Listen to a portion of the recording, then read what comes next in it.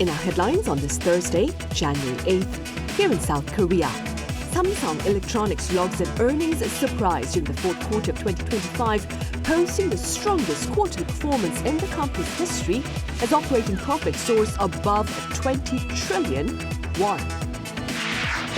Over in the US, this year's Consumer Electronics Show is witnessing a remarkable presence of South Korea's small and medium-sized businesses seeking to share their technological breakthroughs. Meanwhile, the Trump administration blatantly questions NATO's ability to aid the U.S. in time of crisis amid escalating tensions over the White House's renewed territorial claim over Greenland. We start on the corporate front today with news of stellar earnings by Samsung Electronics during the final quarter of last year, driven by soaring chip prices amid greater AI infrastructure investments. Our An Sung-jin covers the company's latest profits. South Korean tech giant Samsung Electronics has posted an earnings surprise for the fourth quarter of 2025, with the strongest quarterly performance in the company's history. According to its preliminary fourth quarter earnings released on Thursday, earnings have surpassed market forecasts with a record-breaking operating profit of over 20 trillion Korean won, or $13.8 billion US. This is up more than 208% from the same period a year earlier. It's also the first time a South Korean company has posted an operating profit exceeding 20 trillion won in a single quarter. Revenue also saw a record high, reaching 93 trillion won, or $65.3 billion, up by more than 22% compared to the previous year. As the earnings announcement approached, securities firms steadily raised their forecasts. This comes amid a broader semiconductor upcycle, where strong demand for memory chips is pushing prices sharply higher. Rising DRAM prices, strong market conditions for HBM or high bandwidth memory, and favorable foreign exchange effects have driven these record earnings. Samsung Electronics also increased its production share of HBM products and demonstrated competitiveness in the market. Though the official profit breakdown by business unit is yet to be disclosed, industry analysts say that the memory chip division would have shown a dramatic turnaround from losses a year earlier, accounting for more than 70% of the total operating profit. An Sung-jin, Arirang News. Over in the U.S., CES 2026 is witnessing a remarkable presence of smaller South Korean companies that are seeking to share their innovations on the big stage. Our correspondent Kim Do-yeon files this report from the event. For this year's CES, South Korea has the third most companies holding exhibitions. While global industry leaders like Samsung and Hyundai may take much of the attention, the focus here at the Venetian Expo is on those just starting out. Especially on the first floor, Eureka Park is a space exclusive to startups less than 5 years old. CES turned this building's parking garage into an exhibition hall, symbolizing the gritty nature of the startup scene. This is a map of the Eureka Park, and from it you can get the sense of the large presence of Korean startups here. All this section in the center, and this section here, and even in the corner, this whole section, you can see, are taken up by Korean institutions.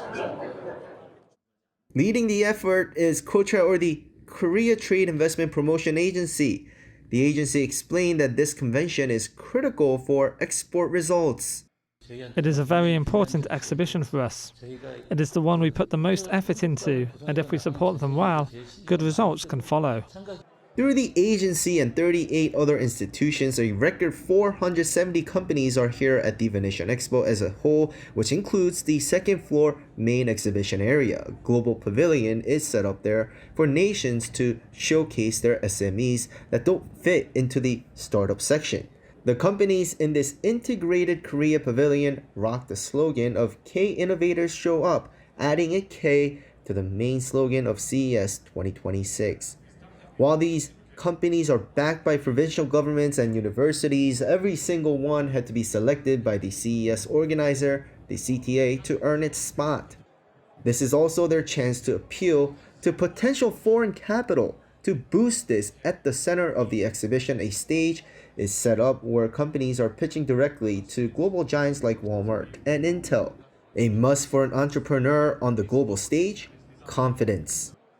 Alpaca X is growing fast, and customers love it, and they are paying actually. And we have powerful customers and partners like this. More than a dozen companies will take the stage through Thursday, part of Culture's push to boost the global exposure of these Korean firms. Kim Do-yeon, Arirang News, Las Vegas. The South Korean economy, meanwhile, remains under strain despite a rebound in consumption given the prolonged slump in manufacturing. According to the Korea Development Institute's report for January, production is growing, but at a slower pace as sentiment within the manufacturing industry hovers low. The construction industry also remains in the doldrums. Output fell 17% on year in November. Consumption, however, is keeping the economy afloat. Retail sales and service sector output are reportedly improving for the fifth straight month. Up next, we tell you about the changes in minimum wages, pension rates and those of taxes for this year here in South Korea. Our correspondent Park Jun-han walks us through them. The Ministry of Economy and Finance last week distributed an annual booklet titled What is Changing from 2026, focusing on major economic reforms. With the collaboration of numerous agencies, the policy changes focus on easing family burdens, boosting opportunities for young adults, and enhancing the level of welfare. The minimum wage this year has risen to 10,320 Korean won per hour, a 2.9% increase from last year's 10,031. This change for a full-time worker who works 40 hours a week will add at least 60,000 won per month to their wages, helping offset rising living costs amid inflation. Also, the median income benchmark used for welfare calculations has jumped 6.51% for a four-person household to roughly 6.49 million won a month. This is the steepest hike since the system's inception, meaning more families qualify for benefits like basic living allowances.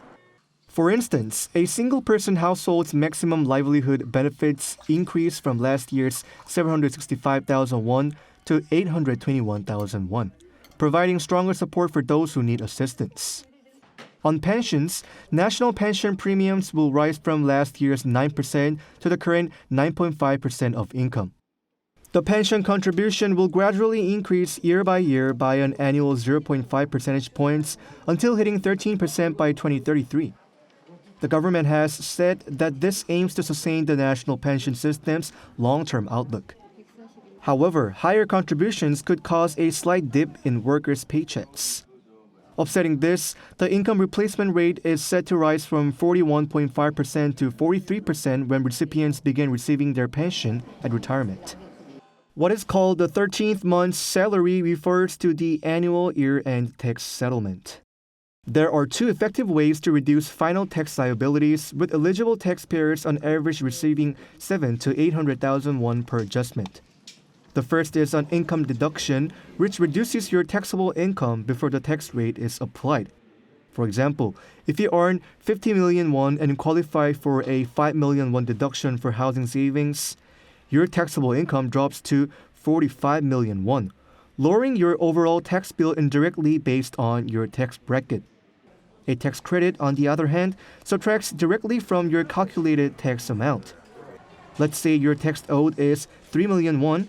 A 500,000 won credit for marriage reduces it to 2.5 million won. One of the tips we could refer to is using the monthly rent tax credit, which allows non-home owning workers to claim a credit on rent paid for small or mid-sized homes valued at less than 400 million won. Eligibility applies to households with an annual salary of up to 80 million won, with a higher deduction rate of 17% for those earning 55 million won or less, and 15% for those earning between 55 million and 80 million won. Park Jun-han, Arirang News.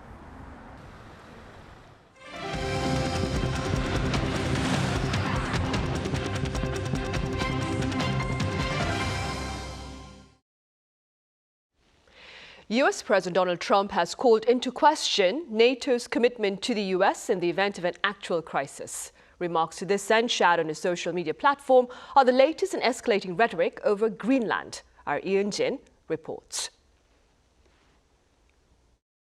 Following his recent intervention in Venezuela, tensions are now rising over U.S. President Donald Trump's desire to acquire Greenland from Denmark, a NATO ally. On Wednesday, Trump cast fresh doubt on the reliability of NATO, taking to Truth Social to say that he doubted whether the alliance would be there for Washington when needed. Trump's remarks were in reference to Article 5 of the North Atlantic Treaty, under which an attack on one member of the alliance is considered an attack on all. Trump also criticized NATO regarding their lack of commitment to defense spending, having pressured members for an increase from 2% of GDP to as much as 5% by 2035. However, there are growing concerns that Trump's decisions are negatively affecting multinational alliances, which doesn't seem to go against the administration's interests. Trump said on Wednesday that the United States would withdraw from 35 non-UN groups and 31 UN entities, including a key climate treaty and a UN body that promotes gender equality and women's empowerment. Not only did the United States skip the annual UN International Climate Summit last year for the first time in 3 decades, but it also cut its funding for the UN Population Fund, which is the agency focused on family planning as well as maternal and child health in more than 150 countries.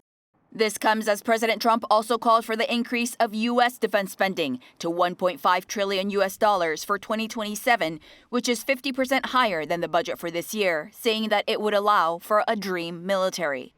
Meanwhile, at home, Trump warned Republicans, saying that if they lose the midterm elections in November, the Democrats would impeach him.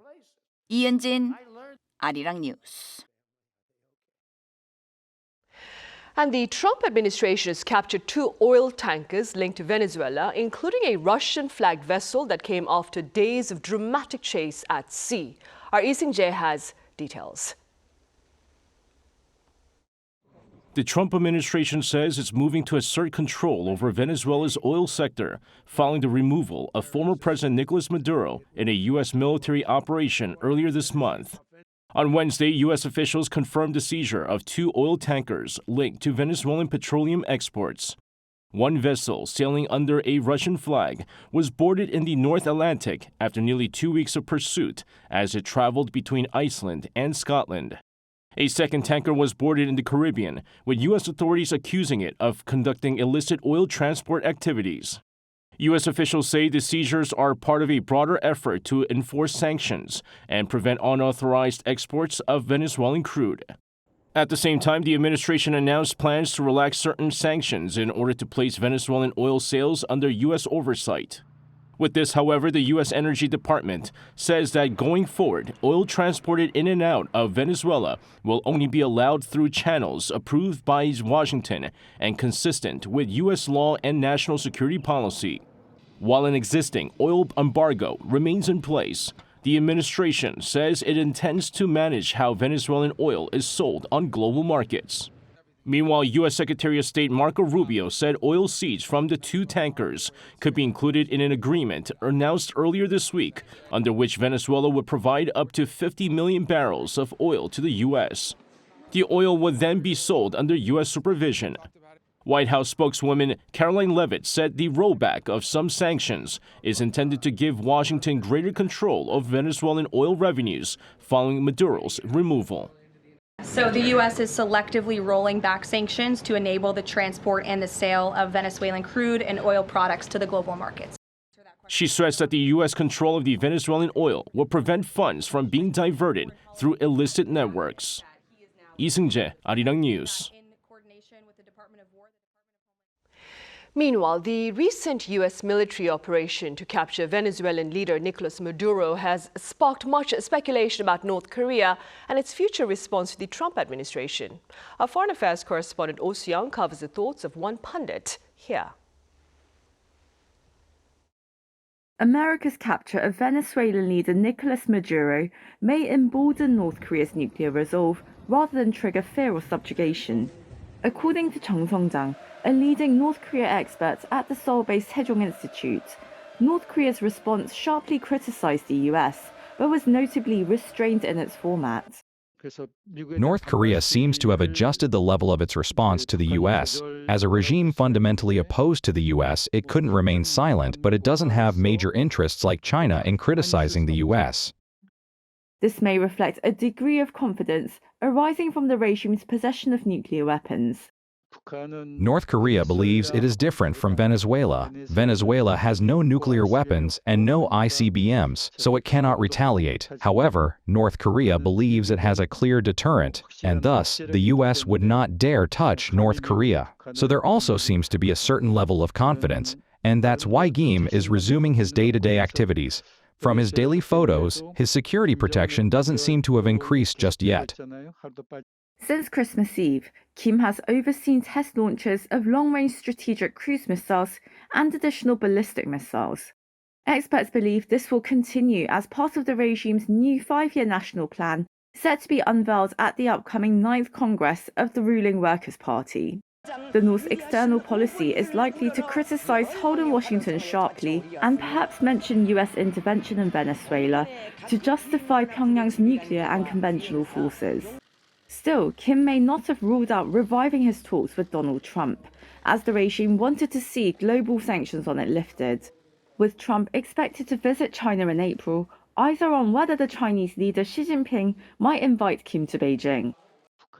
North Korea is currently building hospitals across different regions, but it lacks essential medical equipment to put inside those hospitals. If China were to support North Korea with such urgently needed supplies and invite Kim to Beijing, that could naturally create an opportunity for Trump and Kim to meet.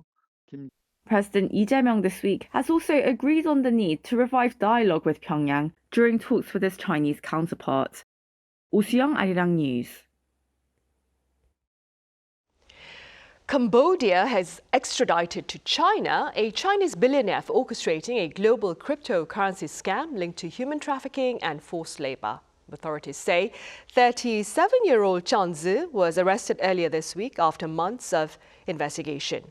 U.S. prosecutors had also charged Chan last October of running online fraud operations from Cambodia that stole billions of dollars worth of cryptocurrency. In fact, the U.S. Treasury Department says it seized about $14 billion in Bitcoin linked to the case.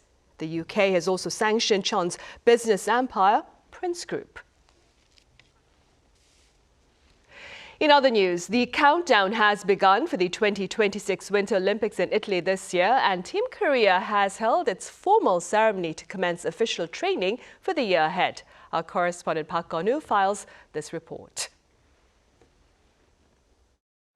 Sliding and gliding smoothly before accelerating as if it were an actual race.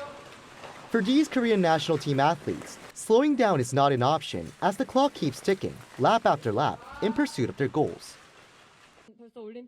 I feel grateful to compete in my 3rd Olympics alongside such great teammates.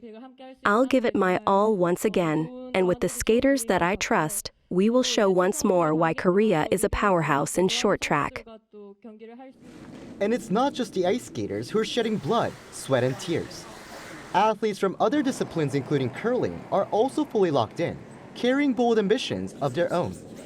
That comes as mixed doubles curling is the very first match for Team Korea in the upcoming Winter Olympics.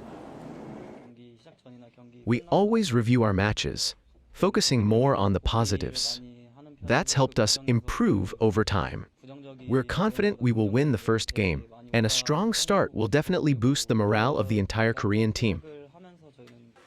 In about 30 days' time, these athletes will finally get the chance to show the world the effort they've poured in for months, possibly years, at the Winter Games in Milan and Cortina Olympics for around 2 weeks.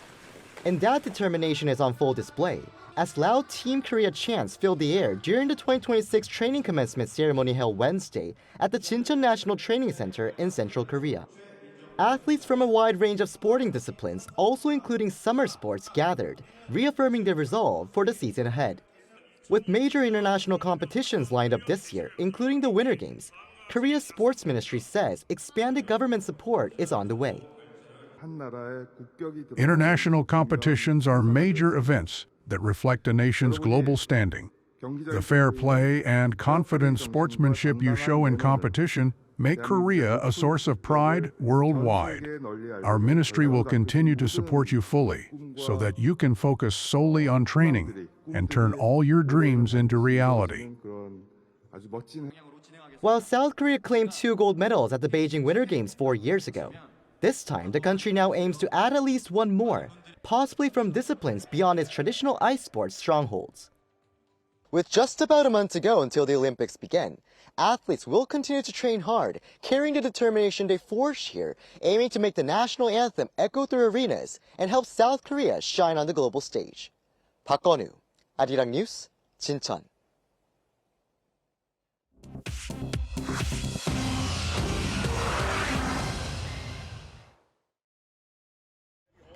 This is The World Now, bringing you everything you need to know from around the globe.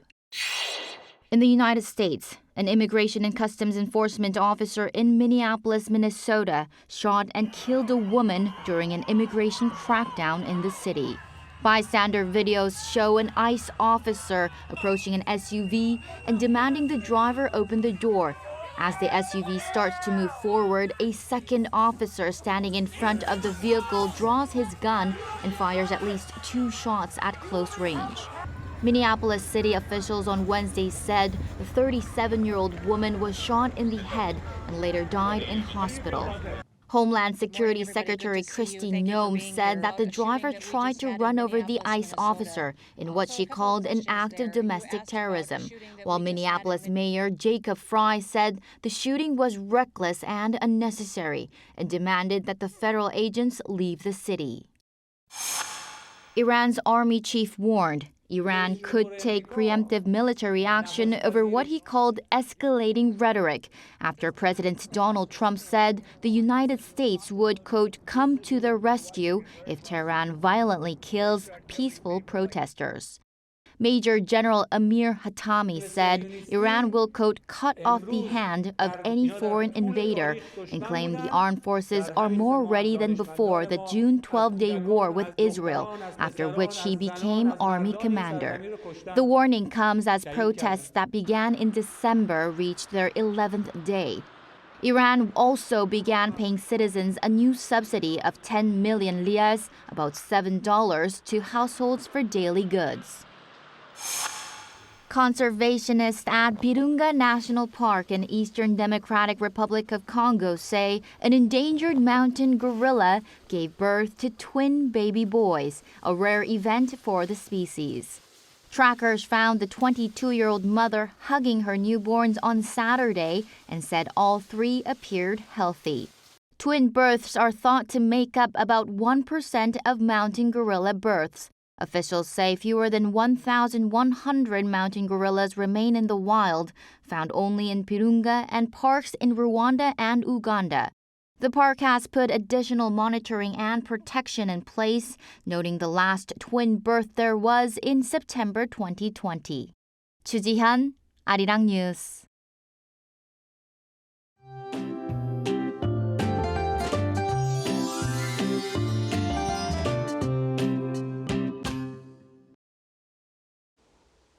It was a freezing start to the day after temperatures plunged sharply overnight, with many inland areas at around minus 10 degrees Celsius.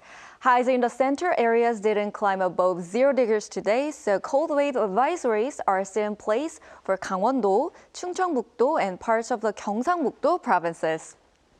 On top of the cold, the air continues to be very dry, especially around the Seoul metropolitan area and eastern parts of the country. The East Coast is under a dry weather warning, so the risk of wildfires is high, so please be extra careful and avoid outdoor fire use. Seoul will start off at minus 5 degrees tomorrow morning, with Gwangju at minus 4 degrees. Highs will rise above 0 degrees tomorrow, with Seoul and Daejeon at 6 degrees, Gwangju and Busan at 8 degrees. This cold snap should start to ease off from tomorrow afternoon. That's all for Korea. Here are the weather conditions around the world.